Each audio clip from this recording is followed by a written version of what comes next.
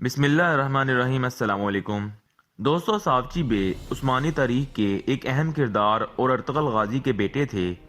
अगरचा तारीख में इनके हालात ज़िंदगी के बारे में बहुत कम तफसीलात दर्ज हैं, लेकिन इनकी शहादत और जिस जंग में वो शहीद हुए, इस जंग के बारे में काफ़ी तफसीलात दर्ज हैं।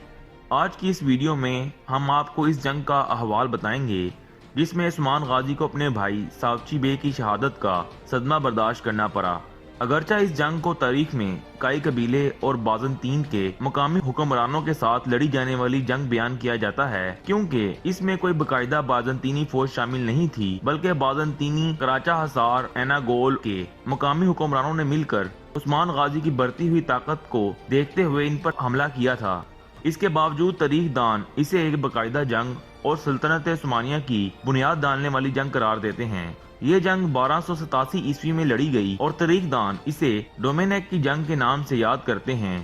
इस जंग में एनागोल के गवर्नर आया नकोला ने कराचा हसार के गवर्नर के साथ मिलकर उस्मान गाजी पर एक बड़ा हमला किया और तारीख में दर्ज है कि इस मुश्तरका फौज की क़यादत कराचा हसार के गवर्नर का भाई कालानोज कर रहा था। ये फौज तादाद में कई कबीले की फौज से बहुत बड़ी थी और इसी वजह से उस्मान गाजी ने इस फौज पर घात लगाकर हमला किया।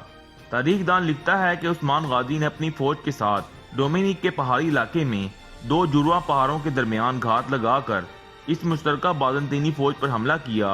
इस जंग के हवाले से उस्मानी तारीख दान, जिनमें आशिक पाशाजाद, अदरीस बितलिसी और कमाल पाशाजाद की तारीख आले उस्मान की कुतब का मुतालिया किया जाए तो इनमें जो वाक़यात दर्ज हैं वो इस जंग का पूरा नक्शा आपके सामने जाहिर कर देते हैं। इसके अलावा एक और तारीख दान अब्दुल्ला फैदान अपनी तारीख ओटमन फर्स्ट होमलैंड वॉर में इस जंग के बारे में कुछ यूं बयान करता है। तारीख दान लिखता है कि एनागोल का गवर्नर आया नकोला है, जो कि कई खान के लोगों की दिन ब दिन बढ़ती हुई ताकत को पसंद नहीं करता और ख़ास तौर पर कलोचा हसार की फतह के बाद से आया नकोला अपने हमसाए कराचा हसार के गवर्नर को कई खान लोगों के खिलाफ मुसलसल उकसाता रहता है। कलोचा हसार की फतह के सदमे ने आया नकोला और कराचा हसार के गवर्नर को आपस में इत्तेहादी बना दिया है। कुछ ही अरसे में एनागोल और कराचा हसार के गवर्नर ने कई खान के लोगों के खिलाफ कार्रवाई का फैसला किया और बहुत से सिपाही जमा कर लिए और इस फौज का कमांडर कराचा हसार के गवर्नर का भाई कालानोज को मुकर्रर किया गया। इस मुश्तरका बाज़ंतीनी फौज और कई खान के लोगों के दरमियान डोमिनिक के मुकाम पर दो जुड़वा पहाड़ों के दरमियान जंग हुई, जिनमें कई खान के लोगों ने बाज़ंतीनी फौज को शिकस्त से दो चार किया। अगरचा कई लोगों ने ये जंग जीत ली और बाज़ंतीनी फौज का कमांडर कालानोज भी मारा गया, लेकिन इस जंग में उस्मान गाजी के भाई सावची बे भी शहीद हुए। दोस्तों, यहाँ कई खान से मुराद कई कबीले के लोग हैं। इस जंग के हवाले से और बहुत सी तफसीलात दर्ज हैं, जैसा कि एक तारीख दान बयान करता है कि ये साल 1287 ईस्वी है, एक खुशगवार दिन है और ये मई का वस्त है जब कई खान के लोग जुड़वा पहाड़ों के दरमियान काफरों से मुकाबले के लिए जमा हो रहे हैं।